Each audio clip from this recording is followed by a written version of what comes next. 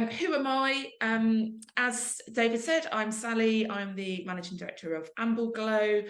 We are an education marketing agency. We've been around for 40 years.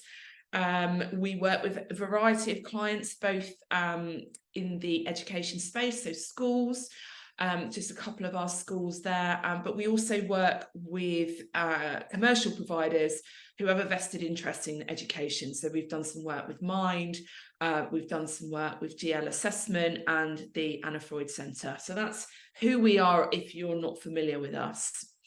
So part of the reason for talking about social media strategy today is because when I speak to my schools, it's one of those things, social media, where you do feel like you're completely on a hamster wheel if you don't have a strategy. So very fitting that we've got a Barbie pink, as David and I were saying earlier, Barbie pink hamster wheel.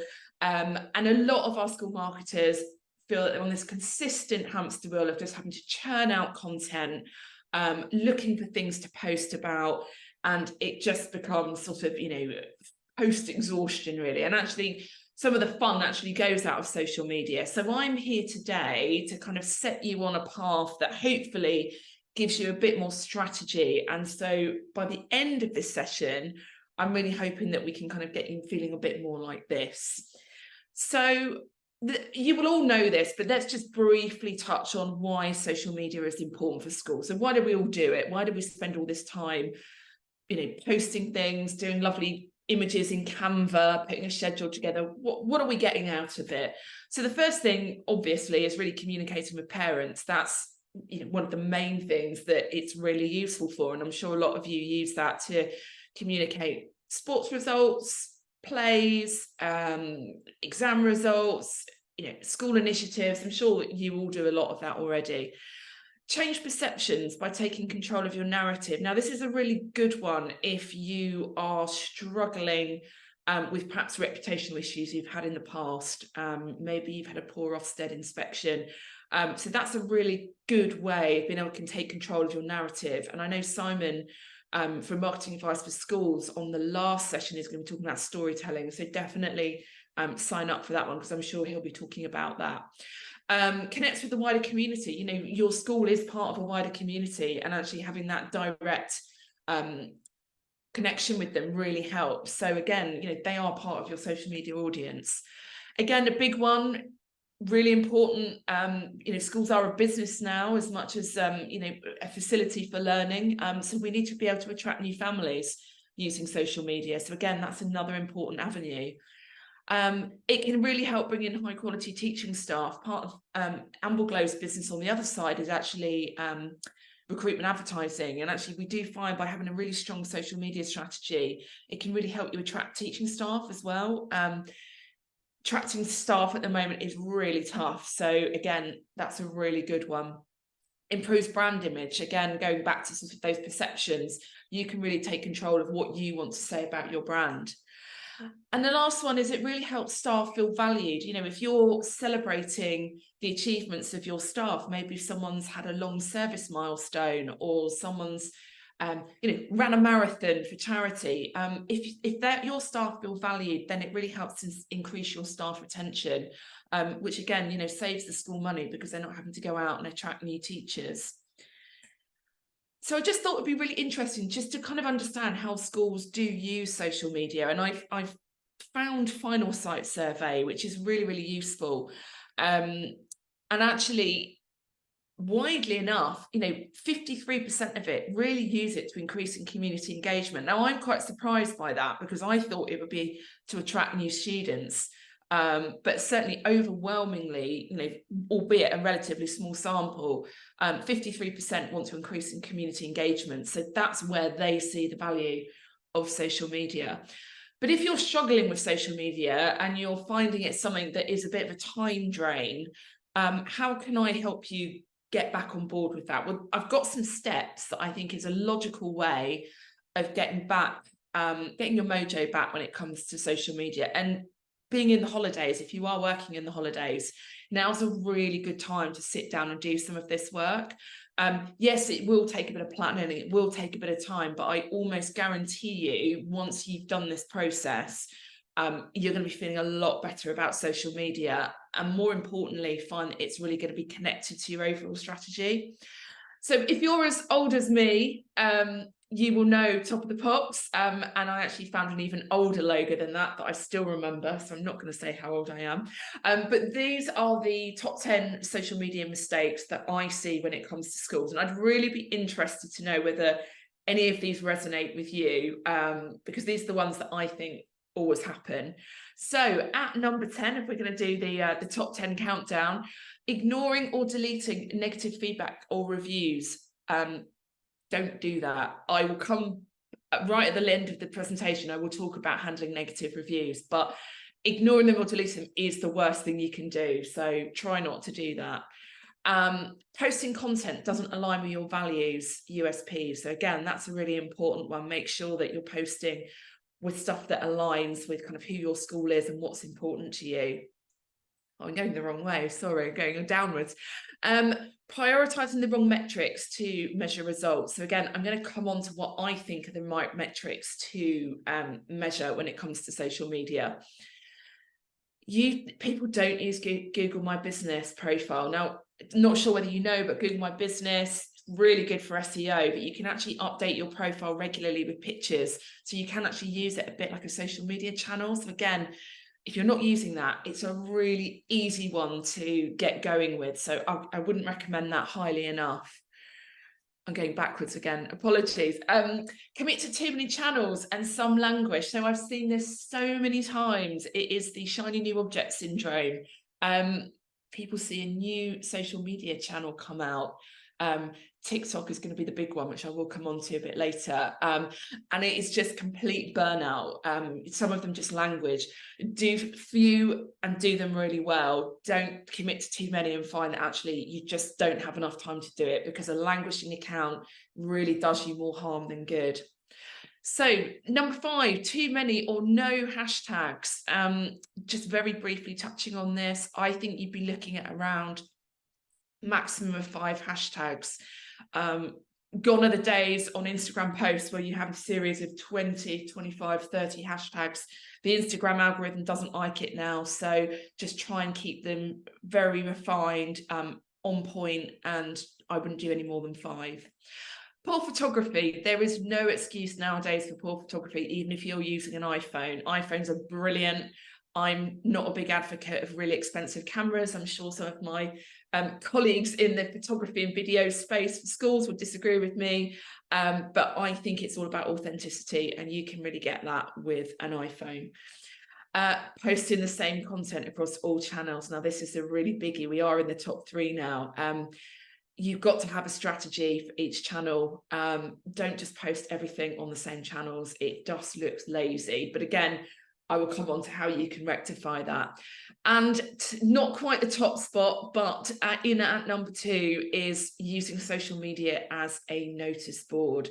Really important that actually you should be using your social media to tell a story, and engage your users and followers. Don't just use it for broadcast. There are better mediums out there.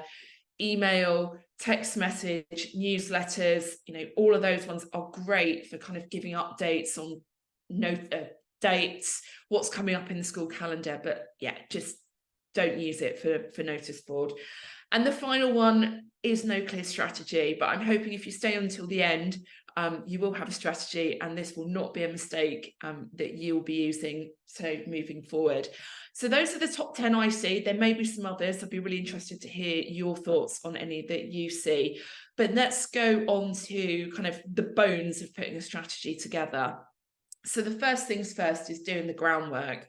Now, like anything, whether you're building a house, whether you're doing a new project, it really is important to do some of the groundwork first. So these are the steps that I would take if I was putting a social media strategy together. So the first thing I would do is conduct a really basic audit. Now, all of you are professional marketers. Audit, SWOT analysis, these will be things in your toolkit that you'll be using most days. But for those of you that haven't done one or thinking, well, how do I do it? I've just put some sort of simple hints here. So the first thing to do is just write down all your social media channels and include the inactive ones. So the ones that don't get used, you still need to have a plan for those. So I would include those. And I'm sure there'll be some rogue ones that people set up years ago that you can't access, or the head of sports has gone rogue. So yeah, include all of those. Review all your branding, so make sure it's consistent and it's up to date. You would be surprised at how many dates are wrong, number of pupils are wrong, head teachers are wrong. So yeah, just make sure all of your branding is on point. Have a plan for closing down rogue or inactive accounts. I won't go too much into that today, but if anybody wants to message me directly, if they're struggling with that, I might be able to help them just with some things that have happened with my clients. They are tricky, these social media giants, to pin down, but there are a few ways that you can get hold of people and speak to real life humans.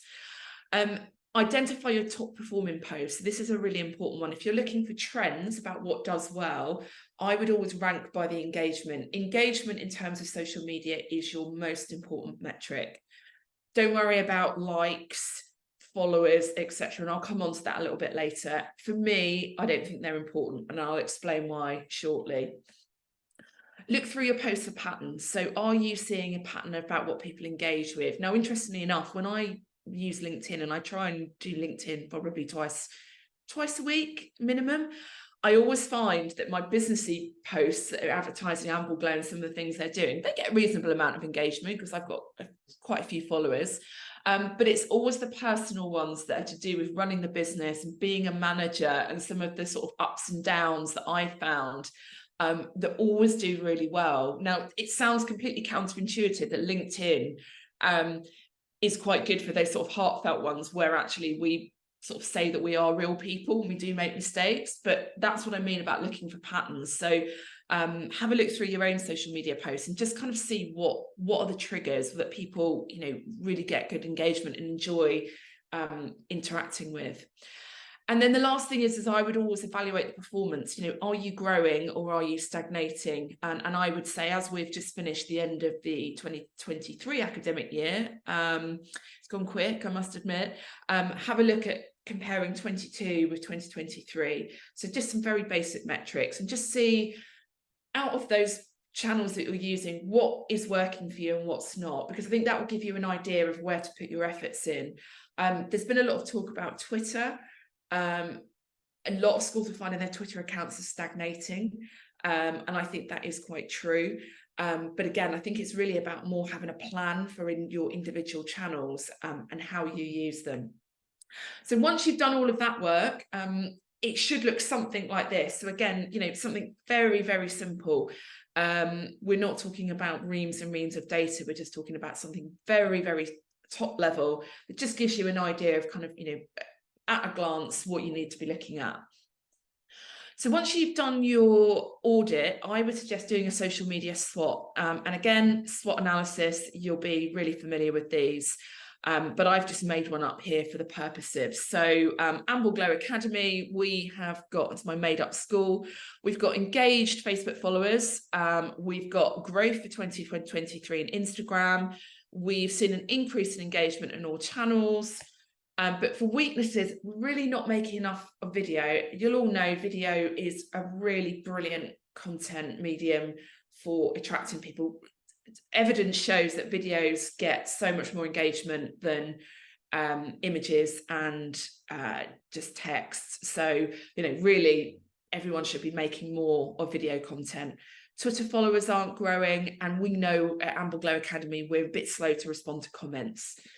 So opportunities, what can we do about this? Well, we've got a brilliant sixth form. So could we do some student-led stories focusing specifically on our sixth form? Google My Business is a real opportunity there, but we're not doing anything. Let's build our presence. And then threats, again, for Amble Glow Academy, algorithm changes. They're always the bane of social media's lives. If you're a social media manager, you're constantly trying to beat the algorithm. Oh, and the rival school down the road has just started a TikTok channel. Really annoying. So anyway, if you plot out your SWOT, you can really start to see out of your channels where you need to put in some opportunities. And it just gives you, again, a basis for a really strong strategy. You can't do any of the groundwork without looking at the competition. So if I were you, I would also be looking at the competition. I would be looking at what platforms they're active on, what and how often they are posting. So are they posting more than you, or are they posting less?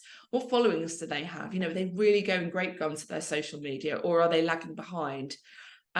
Who's engaging with their content? What content resonates with their audiences? So again, you know, it's really just understanding, you know, what the competitors are doing, again, as one part of putting your strategy together. So now we come on to kind of the important part, which is really designing your strategy. So you've laid the groundwork, you've looked at what you've got, you've looked at the holes, you understand kind of where there might be some bits that you can kind of, you know, make some inroads in, but now you really need to put down a strategy. And this is kind of where I think this is the most important part. If you're going to spend any time on this, this is where you need to spend your time. So there's a big TikTok logo on here, and there's a reason for that. It's not just a random icon that I've put on there. And it goes back to what I said about the beginning on my kind of top 10. It's really important to align your channels for strategic purposes. So I think sometimes with busy marketers, there is a sort of a feeling that you should just put everything all across one channels and kind of splattergun it. And I wouldn't recommend that. I think what you need to do is actually segment your audiences based on the channels they use.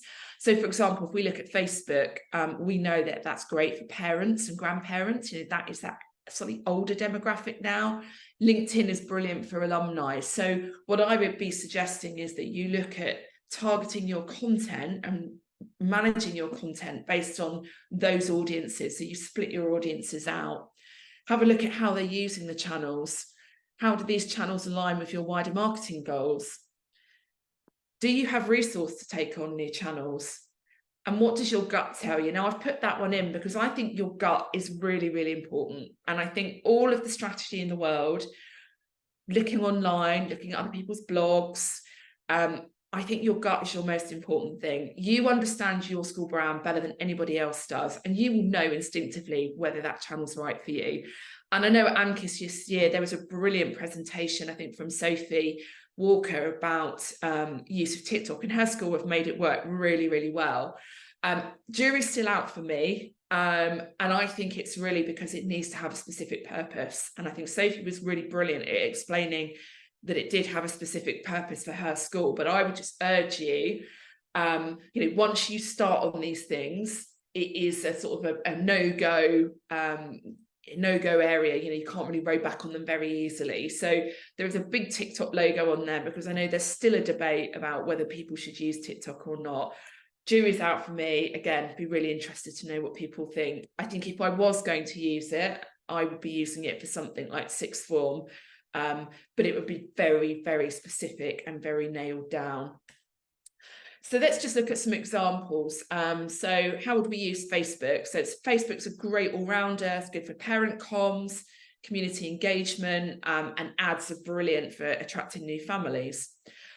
How do you use Instagram? Well, I would be using it for brand awareness and creating a window into your school. It's got a really good visual appeal. I don't think it's so good for communicating information and parental comms. I don't think it's such a good all-rounder, but it's brilliant for that visuality. You will notice there is now an X where Twitter, the lovely little blue bird used to be. I'm not a fan of it at all. I don't know what you think, but I'm not keen on it. Be really interesting to see where Twitter goes. Twitter is incredibly popular with teachers. It still is more popular than any other social media channel. But how does a marketer, school marketer, use it within their kind of social media repertoire? Well, it's fast moving, it's real time, it's news driven. I would probably be using it for sports fixtures and very quick news. And Kaylee, our account director, who used to be a head of marketing, she used it for staff collaboration and for other schools or organisations. It's quite a good way of following other schools, following organisations you're affiliated with. And then the last one, again, as we talked, TikTok, save for specific uses only. I would maybe use it for sixth form engagement or showcasing student-generated content. So those are kind of how I would align the channels for specific purposes. I wouldn't just be using them for everything. So again, part of your strategy is deciding what you want to use each channel for. Now, this is a really, really important one, and it goes back to sort of measurement. Some of the schools I speak to make the mistake of having the wrong measurements, and I have got some ideas to that further on in the presentation. It's really, really important that you manage your goals so that actually they link into your business strategy. So I've put some example measurable goals that I would be looking at. So my goals would be to increase inquiry rates, to encourage more families, to engage with us, and to promote our sixth form places. So again, people make the mistake of thinking that a goal should be, okay, I'm going to increase my Facebook followers by 10%. So that's a great social media goal, but if it's not aligned with your overall business goals or marketing goals, then actually, is that going to help increase inquiry rate? Are those additional 10% followers on Facebook actually going to lead to inquiry? Probably not. So again, it's really important that when you're thinking about goals, that they are dovetailing into your overall business strategy or marketing strategy. So again, this very, very colourful slide, apologies, it's a bit of a riot on the senses, but this is kind of how I would be structuring it. So I would be putting in your marketing goals, a measure, and then how your tactics on social media are going to help you achieve that. So let's look at some examples. If we're going to increase our inquiry rate, what tactics are we going to use on social media? So I'd be developing a series of video testimonials from existing parents. I'd be integrating maybe Facebook Messenger or WhatsApp, just for those informal communications before they're ready to jump to an open day. They might want a little bit of extra information before they make that leap. If I want more families to engage with us, I'd be looking at posting more consistently, doing some series where you've got opportunities for parents to comment, have a school-based hashtag and encourage use. If you're looking to promote sixth form, look at the tactics. So I would be looking at a sixth form specific look and feel. I'd have something quite different in terms of brand for my sixth form audience. And sixth forms, they're probably going to be quite in charge of their own decisions about where they're going to be going to sixth form, the students. So I would be having a slightly different language, different look and feel. And again, encouraging more student-led content. They're the best advocates for your sixth form. So I'd be looking at those. But what you can see here is actually all of these kind of tactics are feeding into my overall marketing goals rather than having specific social media goals. And I've been here myself with marketing managers of past at Ambleglow. We have specific goals on growing our client base, and I've had marketing managers in the past that have shown me fantastic growth in followers, and I said, well, yes, but that doesn't bring inquiries in, that's not bringing in new business. So I think it's just making sure that any goal you have, A, is measurable, and B, is feeding into your overall goals. Another thing that's sometimes people say to me is, well, I've got my strategy, but actually I really don't know what to post about. I'm just stuck in this rut of having to work on the fly, thinking about what to do, and it is just so time consuming.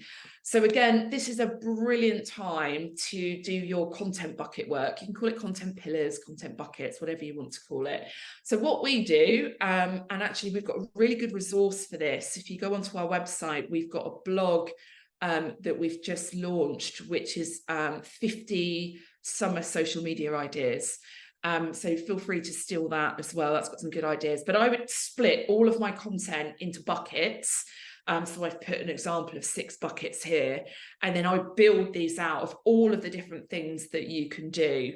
I would also really encourage you to think of top 5 series, spotlight series. So actually within sort of 7 posts, you've got quite a lot of content already. But if you map it all out, putting it into your content calendar, which I'm sure you've all got already, it just becomes so much easier rather than having to think on the fly. Now, there will be some events that crop up and some things that actually, are going to need to be posted in real time. But this is all about working smarter and not harder. So this is a really, really good time to be able to do this. I'm not going to go too much into storytelling because, again, I don't want to cover off anything that Simon will be covering on your 5th webinar, but do sign up because he's brilliant. All the speakers that we've got coming up are fantastic. You'll probably know a lot of them. So yeah, do sign up. I do encourage you to sign up for the rest of the webinars. But storytelling is really important. So it goes back to this: don't go with a whole notice board feel. Go with some, pull at the heartstrings, what you should be looking at when you're thinking about your posting. Are you creating emotion? Are you creating an action, a call to action? And are you leaving a lasting memory? So those are the things that I think are really important. So you can see here, these are just some local schools that are, some of them are near to me. So Bisley, CV Primary School, they've got a new member of staff, Lucy Humphreys. She's going to be the hedgehog reception teacher, and they are asking for engagement. Give her a warm welcome by giving this post a thumbs up.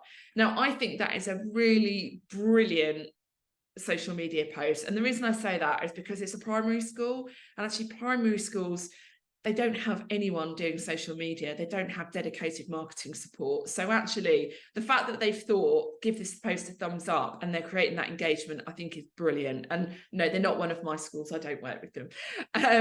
Then we've got about community engagement. So there's a wow of the week. So again, creating that series-led opportunity is a really good way. The Throwback Thursdays, Feedback Fridays, they're all really good. So these are the wow of the weeks, and this is some charity work that the Roche School have been doing, making blankets for homeless people out of crisp packets. And again, just a really nice one, which is slightly different, is May Park Primary School. So, they really want new teachers to come and work with them. I mean, who wouldn't want to go and work with those lovely kids? I just think it's a really nice photo. So again, it just shows how you can be really creative with your posting. It's just a case of, telling a story. So then we come on to, there's just something I thought would be quite useful to add on to here, because sometimes people say to me, well, how much is too much? How much should we be posting? So I've given you a very, very rough rule of thumb of how often you should be posting. You need to be careful with the algorithms.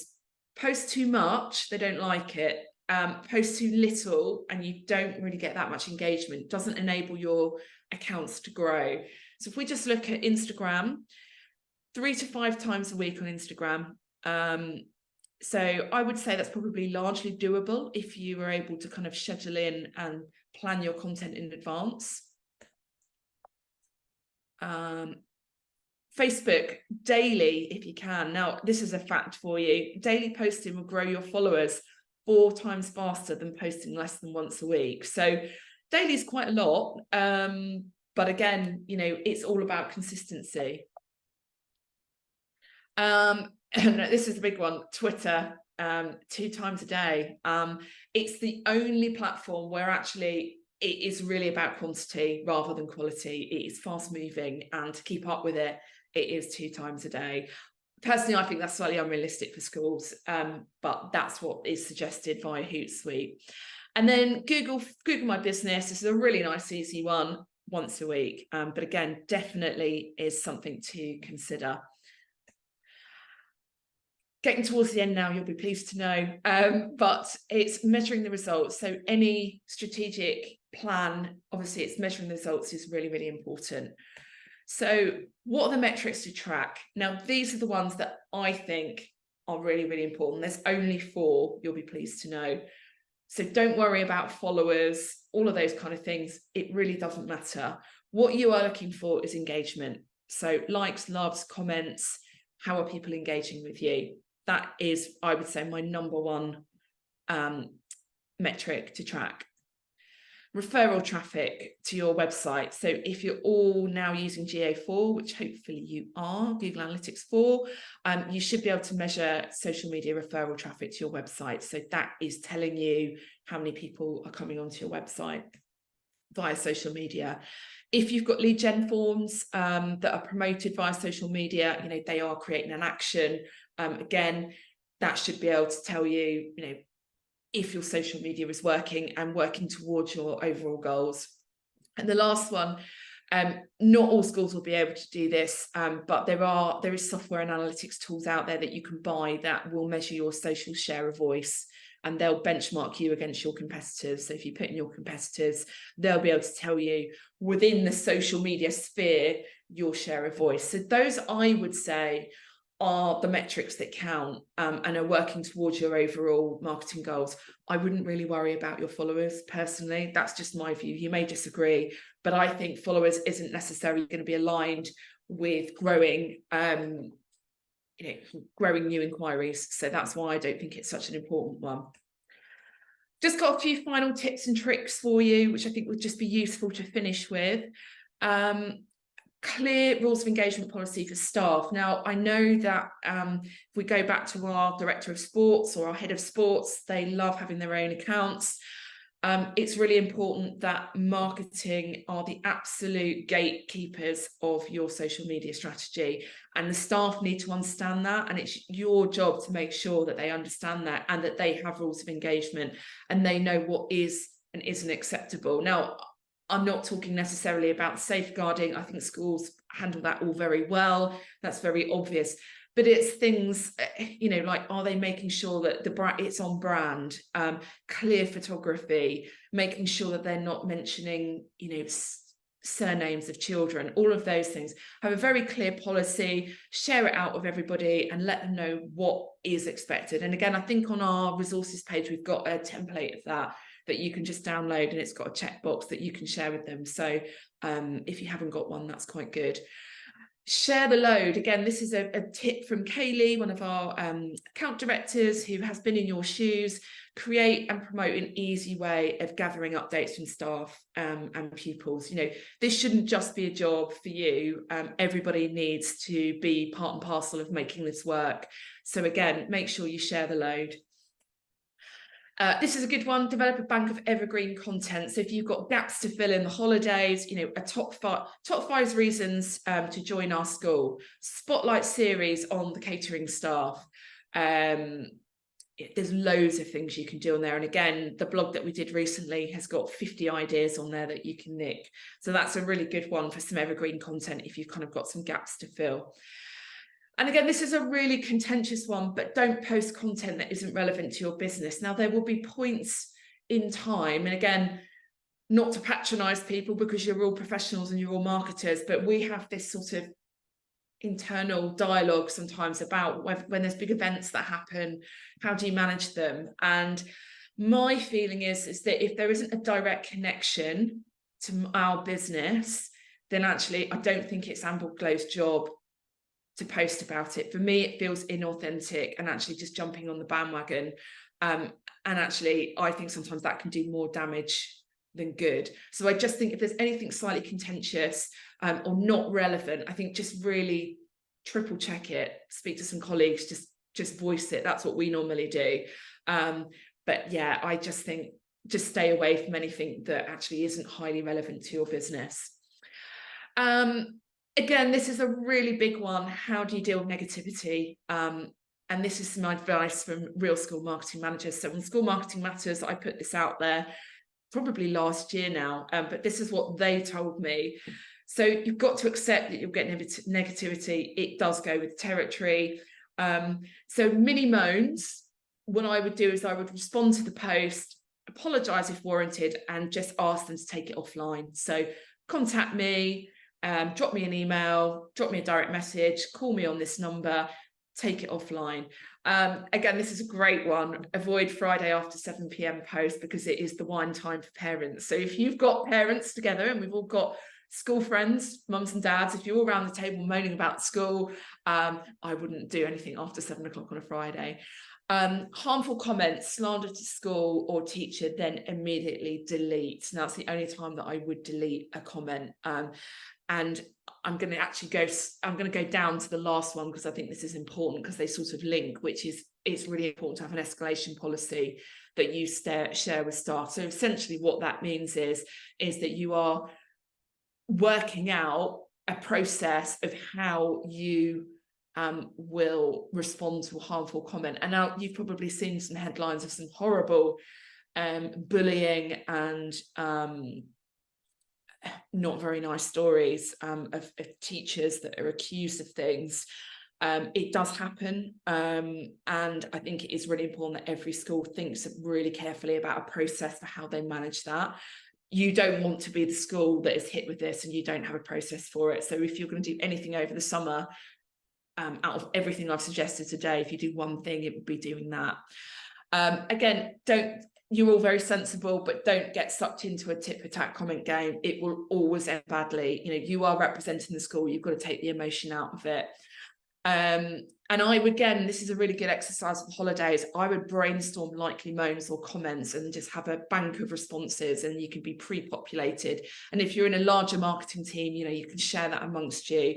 And again, it just means that there's consistency and everybody's working in the same way. So this is just a final thought for you. And this is something that I've seen of working with schools for years, but the best social media accounts have what I call the 3 C's, which are the 3 things in common. Content, really brilliant content that's really well thought out. It's tailored for their audience, and it's engaging. Consistency. So good social media feeds have consistency. They're always posting, they're always trying to do better. And then the last one, you can't forget, it's community. So it is a two-way street. So it is about engaging with the community. It's about engaging with comments, and really making sure that it is a two-way dialogue. So whenever you're designing your strategy, just bear in mind those 3 C's and you shouldn't go wrong. So that's it from me. Open up the floor to questions, just looking at time, or 40 minutes, it's a little bit long, sorry. But hopefully there's been some good stuff there that you can take away. But has anybody got any questions? And I will try and help.